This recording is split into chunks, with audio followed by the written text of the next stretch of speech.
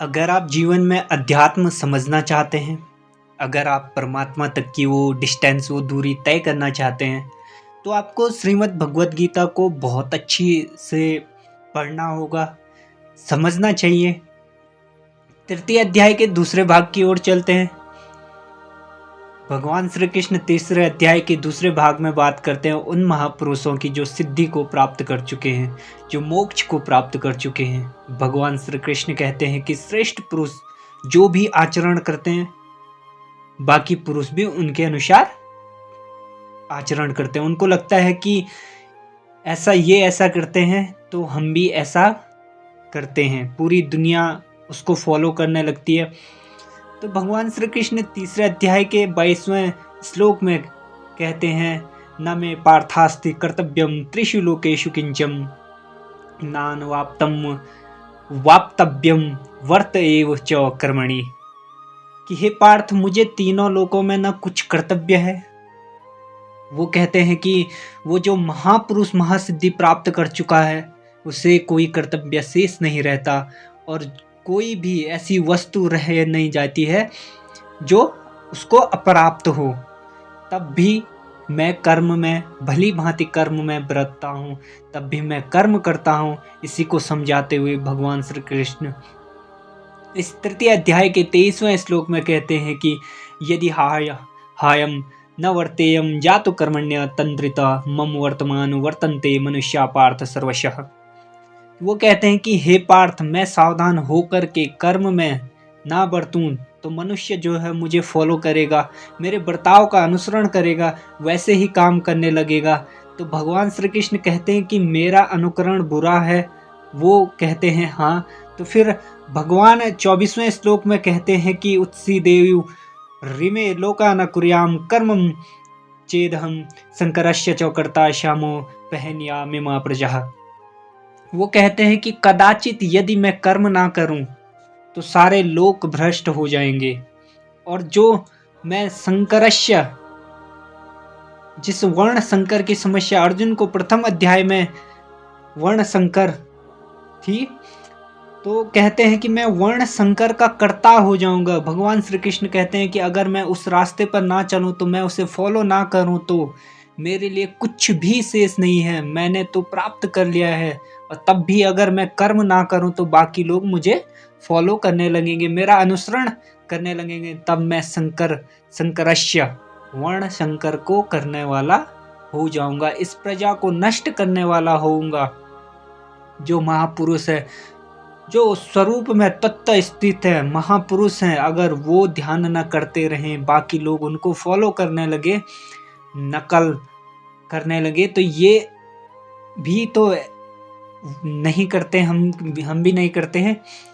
ऐसे में जो वो महापुरुष हैं बाकी लोगों को भी रास्ते से भटका देंगे, वर्ण संकर का कर्ता बन जाएंगे। इसलिए भगवान श्री कृष्ण कहते हैं कि जिसने भी प्राप्त कर लिया है उसे भी कर्म करना आवश्यक है, ताकि उनके पीछे वाले रास्ता न भटके। भगवान श्री कृष्ण कहते हैं कि शुरुआत से आखिरी तक जो कर्म है वो प्रकृति के गुणों के अंतर्गत हो रहे हैं। और ऐसा होते हुए किसने देखा, तो वो कहते हैं कि 28वें श्लोक में तत्त्ववितु महाबाहो गुण कर्म विभागयो गुणा गुणेषु वर्तन्ता इति मत्वा न सज्जते। कि भगवान श्री कृष्ण कहते हैं कि हे महाबाहो, हे अर्जुन, गुण और कर्म का जो विभाग है उसको तत्त्ववित, जो परम तत्व है, परमात्मा की जानकारी रखते हैं, उन महापुरुषों ने देखा है। उन्होंने देखा है कि संपूर्ण गुण जो वो गुणों में ही बरत रहे हैं, ऐसा मान करके वो इसमें उलझते नहीं हैं, आसक्त नहीं होते। तत्व का मतलब है परम तत्व परमात्मा, ना कि वो जो 5 या 25 तत्व जैसा कि लोग इमेजिन करते हैं, बताते हैं। भगवान श्री कृष्ण के शब्दों में तत्व एकमात्र परमात्मा है, और कोई तत्व नहीं है जो गुणों को पार करके वहां तक पहुंच गया हो। देखते हैं कि गुण जो है वो गुण में बरतते हैं। अगर तामसिक गुण है तो आलसी होना, नींद आएगी, कर्म में प्रवृत्त होने का स्वभाव नहीं होगा, मन ही नहीं करेगा कि ध्यान करना है, सोचना ही नहीं है उस बारे में, अगर राजसी होगा तो ध्यान से पीछे न हटने का स्वभाव आएगा, स्वामी भाव से यही है परमात्मा है, इन्हीं की सेवा मुझे करनी है, ऐसा कर्म होने लगेगा। सात्विक गुण जो आ गया तो फिर जो है वो ध्यान समाधि वो अनुभव होने लगेगा, आपको चिंतन आप करने लगेंगे, नॉन स्टॉप मेडिटेशन होने लगेगा। भगवान श्री कृष्ण कहते हैं कि गुण अपना काम करा लेते हैं, गुण गुणों में बरतते रहते हैं, ऐसा समझ करके वो जो महापुरुष हैं वो कर्म में आसक्त नहीं होता है। किंतु जिन्होंने इन गुणों को पार नहीं किया, इन त्रिगुणों में उलझे हैं, उन्हें लगातार कर्म में आसक्त रहना है, लगातार भक्ति करते रहनी है। भगवान श्री कृष्ण 30वें श्लोक में कहते हैं, मयि सर्वाणि कर्माणि संन्यस्याध्यात्म चेतसा निरासी निर्ममो भूत्वा युधस्व विगत ज्वरः, कि इसलिए हे अर्जुन तू अध्यात्म चेतसा, अंतरात्मा में ही अपने चित्त का निरोध कर ध्यानस्थ हो जा, और जितने कर्म हैं उनको मुझ में अर्पण करके आशा रहित, ममता रहित, संताप रहित होकर के युद्ध को कर। आप कहेंगे कि जब ध्यान करना है तो युद्ध क्यों करना है? दरअसल जब आप ध्यान में बैठेंगे, आप मेडिटेशन में बैठेंगे, तो जो असली जो विकार हैं वो आप पर अटैक करने लगेंगे, ऐसे ऐसे थॉट्स आपके मन में आने लगेंगे जो शायद पहले कभी ना आए हों। जब आप जैसे जैसे अपने अंदर सिमटने लगते हो, बहुत सारे ऐसे विचार आने लगते हैं जो नहीं आने चाहिए। उन्हीं विचारों को हटाना, उन विकारों को हटाना ही युद्ध करना है। आगे बढ़ने से पहले भगवान श्री कृष्ण ने एक बात और कही, उसको समझना और आवश्यक है। भगवान श्री कृष्ण 35वें श्लोक में कहते हैं कि श्रेयान स्वधर्मो विगुण धर्मात् स्वनुष्टि तात स्वधर्मे निधनम श्रेय परमो धर्म भयावह। वो कहते हैं कि अगर आप किसी की नकल करते हैं, अगर आप किसी दूसरे धर्म को कॉपी कर रहे हैं, आपको लग रहा है कि वो अच्छा साधक है, वो इस तरीके से कर रहा है, हम भी उसी तरीके से कर रहे हैं, तो उससे बेहतर है कि निधन हो जाए। वो कहते हैं कि जो स्वभाव से उत्पन्न कर्म है, जैसा कि आपका स्वभाव है, जैसा आपका गुण है, तामसी गुण है, राजसी गुण है, सात्विक गुण है, जो भी गुण है, जो भी आपका स्वभाव है, जिस तरीके से आप साधना के स्टेज में हैं उसी को फॉलो कीजिए। लोग धर्म से मतलब निकाल लेते हैं कि मैं अलग अलग जातियों से, लेकिन चतुर्थ अध्याय में भगवान श्री कृष्ण इसको स्पष्ट करेंगे। आप बहुत ध्यान से उस अध्याय को समझना। यहाँ श्रेयान स्वधर्मो का मतलब है 4 स्टेज जो कि साधना की होती है, जो मैंने पहले भी बताया है। उन चारों स्टेजेस में जिस भी स्टेज पे आप खड़े हो, अगर आप उससे ऊपर वाले को कॉपी करने लगते हो तो उससे बेहतर है कि निधन हो जाए। इसलिए भगवान श्री कृष्ण कहते हैं कि स्वधर्माचरण, मैं अपने धर्म के आचरण में मरना भी परम कल्याणकारी है, क्योंकि जो अगला जन्म मिलेगा वो वहीं से आपका साधन शुरू होगा, वहीं से आपका ध्यान शुरू होगा जहाँ पिछले जन्म में छूट गया था। आत्मा मरती नहीं है, वो अपने संस्कारों को साथ लेकर के अगले शरीर में चले जाती है। अर्जुन भगवान श्री कृष्ण से प्रश्न करते हैं कि जब आपने रास्ता बता दिया है, तब भी जो ये पुरुष हैं वो किसकी प्रेरणा से पाप को फॉलो करते हैं? आपके बताए गए रास्ते पर क्यों नहीं चलता है कोई?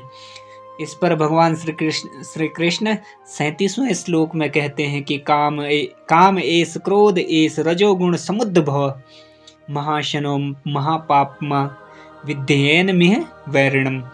कहते हैं कि हे अर्जुन, रजोगुण से उत्पन्न हुए है काम क्रोध, ये अग्नि के समान भोग भोगने से भी कभी न तृप्त होने वाले बहुत बड़े पापी हैं।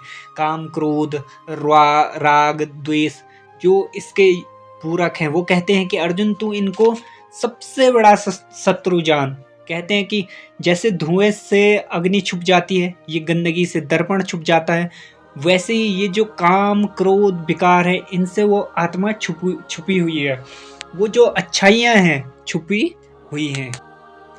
भगवान श्री कृष्ण से जब पूछते हैं अर्जुन ये कहाँ रहते हैं, तो भगवान श्री कृष्ण 40वें श्लोक में कहते हैं इंद्रियाणि मनो बुद्धि रस्याधिष्ठानम उच्यते एते विर्मोह यत्येष ज्ञानमावित्य देहिनम। भगवान श्री कृष्ण कहते हैं कि इंद्रियां, मन और बुद्धि जो इन विकारों के स्थान है, इसलिए मन, बुद्धि और इंद्रियों के द्वारा ही ये ज्ञान को छुपा लेते हैं और इंसान को मोह में डाल देते हैं। इसलिए भगवान श्री कृष्ण 41वें श्लोक में कहते हैं कि तस्मात् त्वमिन्द्रियाणो यानि आदो निम्य भरत ऋषभ पापमानम प्रजह्योनम ज्ञान विज्ञान नाशनम। की इसलिए अर्जुन, तू इन इंद्रियों को नियम में संयत कर, क्योंकि शत्रु इनके अंतराल में छुपा हुआ है, तुम्हारे शरीर के भीतर बैठा हुआ है। बाहर खोजने से शत्रु नहीं मिलेगा।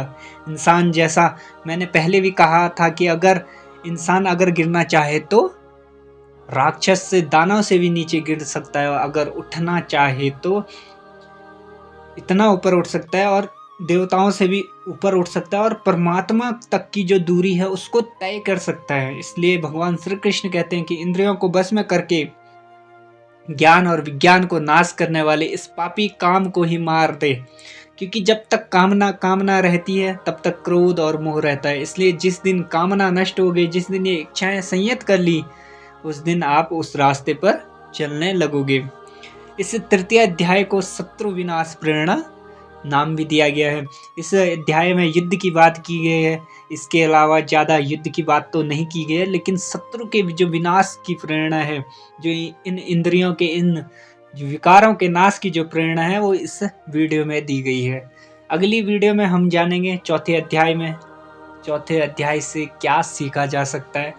तब तक हमारे चैनल को सब्सक्राइब करते रहिए, हमारे वीडियो को लाइक, शेयर और कमेंट में ज़रूर बताइएगा कि आपको ये गीता ज्ञान, गीता सार कैसी लग रही है। तो एक बार पुनः हम आपका धन्यवाद करते हैं। मिलते हैं एक और नई वीडियो।